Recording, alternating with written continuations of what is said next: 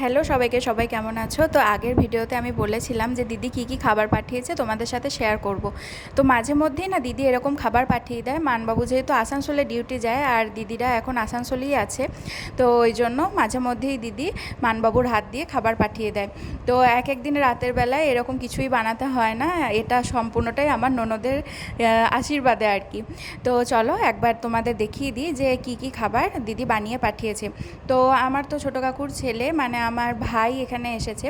তো ভাই কদিনের জন্য দিদির বাড়ি গেছিলো ঘুরতে, তো আজকেই মানবাবু নিয়ে এসেছে। আর আজকে মঙ্গলবার, আমরা নিরামিষ খাই, তো দিদি এখানে বানিয়েছে একটু মোটা মোটা করে নান, আর এখানে বানিয়েছে চানা পনির, আর এখানে জামাইবাবু দেখো পান্তুয়া পাঠিয়ে দিয়েছে। তো এটাই হচ্ছে যে আজকে আমাদের ডিনারের মেনু। তো এখানে আমরা সবাই মিলে একসাথে, মানবাবু আর ভাইও এখানে ফ্রেশ হয়ে গেছে, আর এখানে খাবার আমি বেড়ে নিলাম সঙ্গে সঙ্গেই, দিয়ে এখানে সবাই মিলে গল্প করতে হাসি আনন্দ করতে করতে খাবারটা খাচ্ছি। আর এখানে তো সবাই আমার রান্নার ব্যাপারে খুবই প্রশংসা করছিল, ভাই আর মানবাবু, কারণ আমি খুব সুস্বাদু রান্না করতে পারি না, তো সেইটা নিয়ে আর কি আমাকে কথা শোনানো হচ্ছিল।